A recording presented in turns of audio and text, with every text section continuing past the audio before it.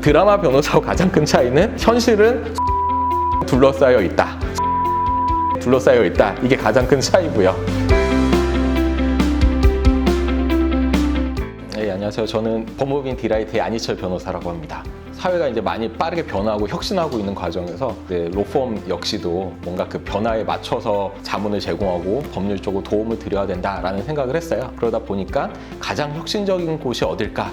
한 게 바로 스타트업이었고, 또 스타트업 통해서 혁신 만들어내면 국가나 아니면 사회한테도 굉장히 많은 기여를 할 수 있다고 생각을 해서 그 스타트업에 좀 포커싱을 해서 자문을 제공하게 됐어요. 규제 개혁이나 규제 샌드박스 등을 통해서 뭔가 안 되던 게 되게 돼요. 그러면서 되게 많은 효용을 가져다 주고 있어요. 그러다 보니까 저희가 항상 생각하는 게 핀테크나 프로테크 이런 쪽 분야들이, 또는 모빌리티 뭐 이런 쪽에 대해서 계속 더 깊게 파고 그런 과정에서 제도를 바꿔나가야 되거든요. 그런 걸 저희 로펌이 계속 해야 되겠다라는 생각을 계속 하고 있고, 발전 속도가 너무 빨라서 변호사들이 공부를 안 하면 따라잡을 수가 없거든요. 그래서 치열하게 공부를 하고 있고 자문을 제공하고 있고 해서 업계에서 나름 전문성이 있다라고 지금 평가를 받고 있는 것 같습니다.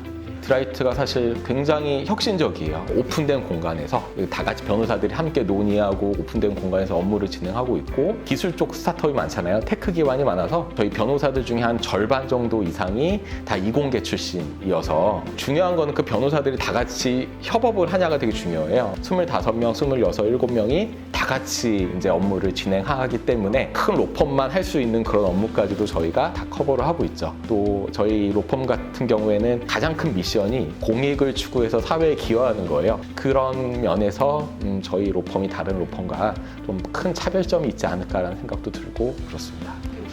다 합니다. 기본적으로 형사, 민사, 이혼, 뭐 모든 소송 다 많이 하고 있고, 분야 중에서 블록체인이라든가 뭐 핀테크, AI라든가 빅데이터라든가 이런 새로운 분야, 떠오르는 분야들이 굉장히 법률 자문이 많이 들어오고, 산업이 이제 발전하면서 규제도 발전을 해요.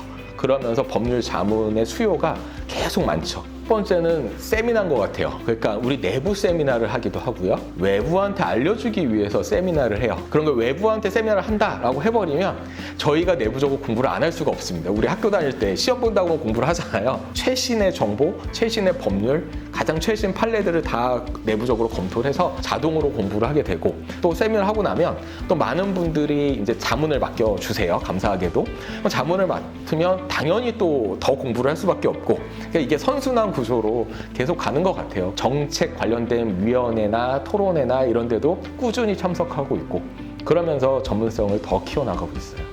변호사는 직업이 사실 업무 시간도 굉장히 많고 힘든데, 열심히 했을 때 이게 자연스럽게 사회의 공익으로 흘러가게끔 구조를 만들 수는 없을까? 라는 그런 고민을 했었던 거예요. 그러다 보니까 이제 매출의 5%는 거기에 쓰자라는 게 있었고, 디테크라고 해서 장애인 기술 디자인 공모전이라고 해서, 사실 장애인들 관련된 기술이 되게 발전이 느려요. 왜냐하면 장애인 산업이란 게 산업 마켓이 크지가 않아요. 최신 기술로 하면은 이렇게까지 발전할 수 있는 그런 건데, 그러다 보니까 저희 로펌에서 매년 그 장애인들의 기술과 디자인을 공모해서 선정을 하고, 저희 로펌이 비용도 지불하고 특허나 이런 거는 또 무료로 이렇게 낼 수 있게끔 이런 사업도 진행하고 있고, 또 디체인지라고 해서 디라이트가 금전적 지원을 해줄 테니 우리나라의 사회의 구성원들이 법과 제도에 대해서 좋은 아이디어가 있으면 내달라, 저희가 최대한 지원을 해주겠다라는 면에서 그런 사업도 매년 하고 있고요.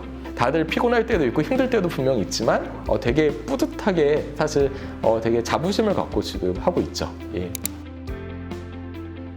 트레이닝을 별도로 하진 않는데요. 기본적으로 변호사는 말을 되게 화려하게 하거나 언변이 좋다, 이거보다는 얼마나 논리적으로 잘 얘기하냐, 그런 논리성을 갖다가 항상 고민을 하고 이제 노력을 합니다. 그런 걸 보완하려고. 드라마 변호사들은 마치 사건을 한두 개밖에 안 하는 것 같잖아요. 그러니까 뭐냐면 하루 왼종일 그 형사사건만 고민하고, 예전에 이제 소송을 훨씬 많이 했을 때는 한 적을 때 50건에서 많을 때 한 7, 80건 이상을 한 적도 있거든요. 그러니까 드라마 변호사와 가장 큰 차이는 현실은 수많은 사건에 둘러싸여 있다. 수많은 의뢰인에 둘러싸여 있다. 이게 가장 큰 차이고요. 새벽까지 일하고 퇴근을 하다가 택시 안에서 오늘 전화가 몇 개가 왔지? 봤는데 그날 전화가 80통이 왔고, 그때 메일이 60개가 왔고 법률 의견을 써서 보낸 게 40개더라고요. 아, 참 하루하루가 참 힘들구나 이 생각을 했는데 이런 면에서 또 드라마 변호사하고는 좀 다르지 않나라는 생각을 했어요. 사실 거의 못 지킨다고 보시면 됩니다. 그러니까 저한테는 여러 의뢰인 중에 한 명일 수는 있는데 그분은 가장 인생에서 힘든 상황에서 저를 찾아오신 거잖아요. 그러니까 그분들이 낮에 연락하던 밤에 연락하던 새벽에 연락하던 대응을 안 해드릴 수가 없어요. 그래서 가족한테 되게 미안하죠. 실제로 처가가 해남인데요. 서울에서 차를 끌고 해남까지 내려가다 보면 휴대폰에 이제 막 연락이 쌓이는 거예요. 휴게소에 들어가서 이제 노트북을 꺼내고 일을 하거든요. 그래서 미안한 마음도 되게 있죠. 예. 선배가 저한테 부탁할 때는 네 알겠습니다 하고 다른 일이 이만큼 있어도 그냥 그것도 받아놨다가 밤새 이렇게 할 때도 있고 한데 가끔 제가 근데 이거 이제 후배들이 보면 안 될 것 같은데 가끔 이렇게 일을 드리면 저 지금 누구 변호사님 일하고 있는데 그것 때문에 기한 내에 못합니다. 그런 표현을 아주 명확하게 한다는 점에서 다른 트렌드가 아닐까 생각은 들지만 근데 이거는 오히려 권장하는 일이긴 해요. 오히려 되게 효율적으로 업무가 돌아가고 적재적소에 딱딱 잘 만들어져서 나가는 게 아닌가라는 생각도 듭니다. 아니면 X. 일단 와이프한테 맨날 지고 있고요. 딸한테 맨날 지고 있습니다. 그래서 항상 지는 상황입니다. 공부 X. 공부 정말 어렵습니다. 전체 평점은 아니고 그냥 각 학기별로는 수석을 한 적이 있죠. 예. 오.